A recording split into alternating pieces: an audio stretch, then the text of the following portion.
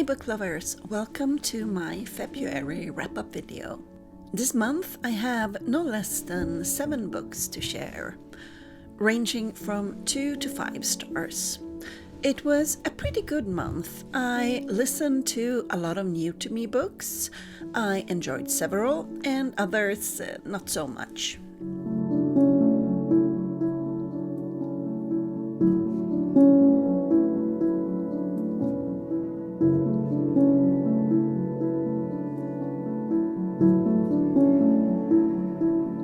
But first, let's set up my February cover page.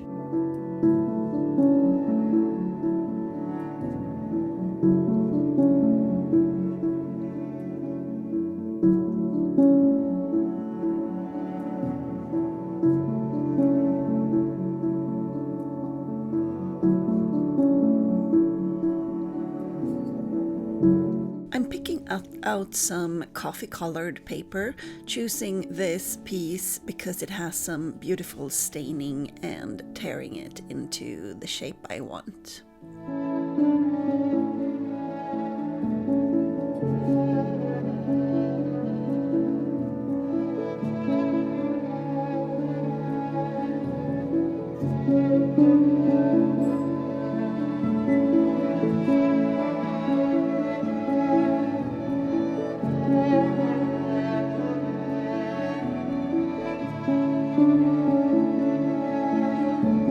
I love the burnt edges, but be careful. No one wants to set their book or hair on fire.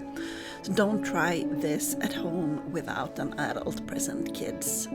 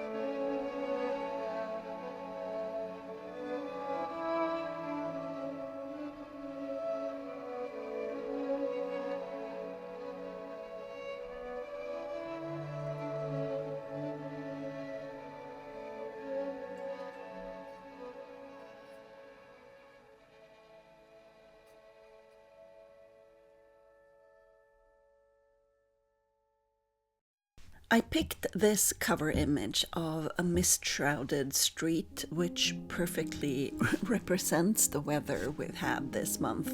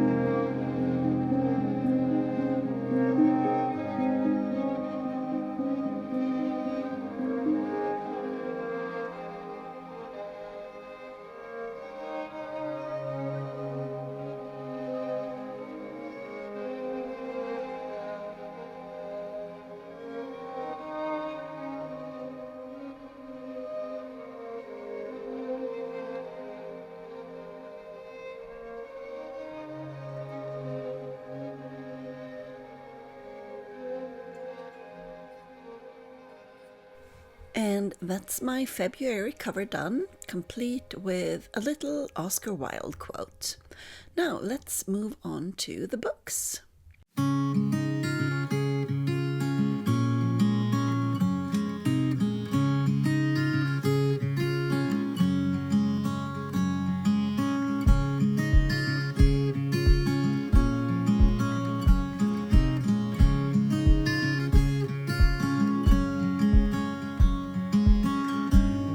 I started February strong with The Tragedy of Felix and Jake, a book that sat in my library for months because obviously the title made me think it would be too tragic. But after researching and seeing that it had a happy ending, I decided to give it a try. Addiction is a major theme in this book, which I'm not fond of, but the surprisingly light tone and humor made the 10-hour listen easier despite all the relapses, overdoses, and terrible parents, and all the other horrors life saw fit to throw. Jake, our main character, starts the book with a dishonorable discharge from the Marines due to a relapse. He moves back in with his big brother, and the secondary characters, his brother, sister-in-law, and his co-workers, Miguel and Hector, were a delight. Miguel and Hector, with their banter and Weight Watchers' journey, were such a ray of sunshine. Then there's Felix, a hyperactive ray of sunshine who offers to be Jake's sponsor. And what's rule number 1 of AA? Don't get romantically involved with your sponsor. Do they follow the rule? Of course not. What follows is their journey toward sobriety and happily ever after. Amazing book, sunshine and tears, 5 stars, highly recommended.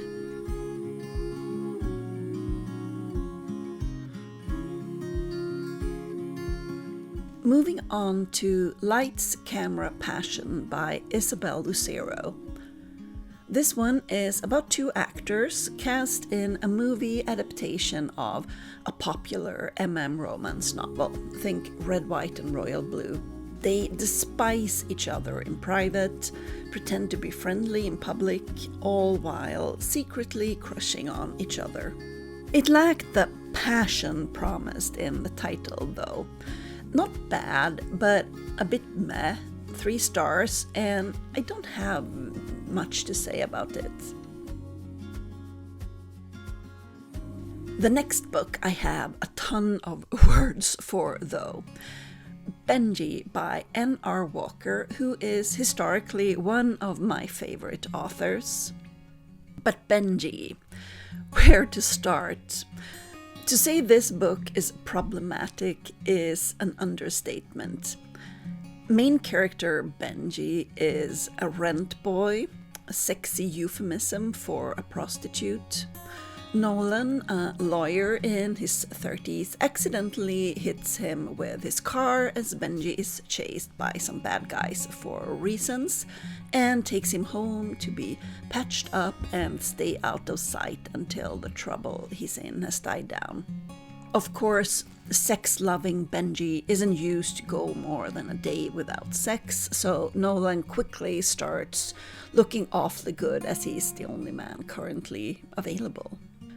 For me, as a Swedish woman from the country that introduced the Swedish system to prostitution, where it is legal to sell but illegal to buy or profit from someone else selling, I have so many opinions and problems with the way prostitution is displayed in this book. The thought behind the legislation in Sweden is that prostitution is not something you do by choice, but something you are forced to do by circumstances, and thus prostitutes are not offenders, but victims and shouldn't be criminalized. Through media and Me Too and way before that, we have been taught that the myth of the happy whore is just that, a myth, and much because of the Swedish system, prostitution in Sweden has largely been relegated to illegal bordellos where women trafficked from Eastern Europe are sold under horrible circumstances. But Benji and his friends are just that. Happy rent boys who love sex, and their love interests are the wealthy men who see no problem in buying their bodies. This book is clearly meant for somebody else, not me. Maybe you will enjoy it, and I would love to hear your opinion on the subject.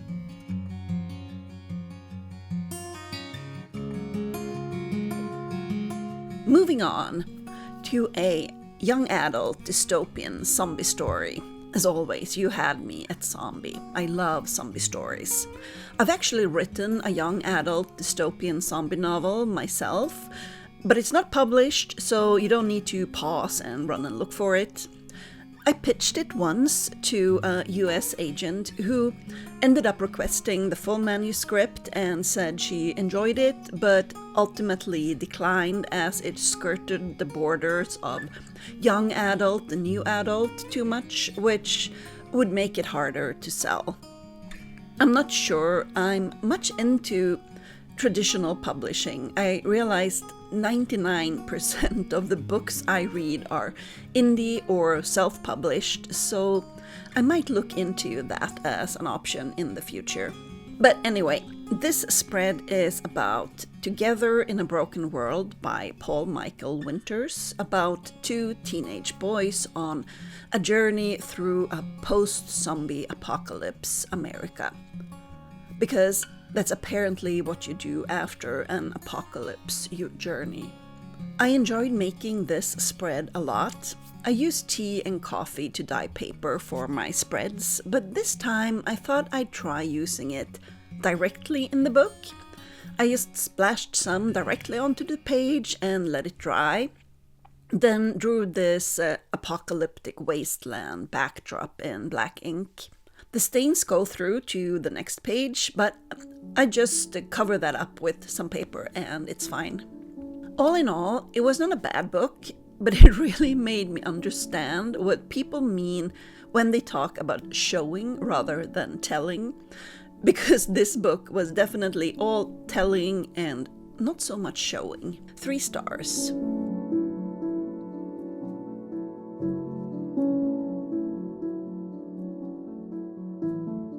Next, I found Patience by Lark Taylor in my Audible library because I apparently got it in a sale a while ago. A fairy, an archangel, fell in love with a human, and as this was frowned upon by his fellow archangels and God, he joined the opposing side in the war, fighting for Lucero, and thus becoming a fallen angel when their side lost. His human mate, Leof, is killed, but another angel offers to tie Leof's life to hers, so he will be reincarnated rather than sent to the afterlife. And Fairy is punished for his disobedience against the celestial side by being condemned to fairy souls over the river Styx, while Leof keeps being reincarnated until the angel whose life his is tied to dies. Then Leo is on his last lifetime, and when that life is over, he will be permanently dead without an afterlife. Luckily, this angel's death also frees Fairy from his obligation, and he is free to enter the mortal world and present-day Southampton to find his Leo. In this lifetime, a heroic and very straight firefighter. All Fairy has to do is make Leo fall in love with him again and mate him so they can be together for eternity. Pretty good, actually. I gave it 4 stars. I enjoyed it enough to immediately go buy part 2 in this series, Justice, which is about Matty, Leo's lovely younger brother. Matty is attracted to Sebastian, a stylish, enigmatic acquaintance of his brother's boyfriend, Fairy. Sweet little Matty is unaware of the paranormal world, though, so he doesn't know Sebastian is a centuries-old vampire who has sworn off human mates for good, because reasons. Sebastian is all, "Stay away from me, I'm no good for you," while he himself is physically incapable of staying away from Matty. I loved this book. It's the first book to go onto my Books That Made Me Cry page, and it is also my favorite February listen. Sorry, Felix and Jake.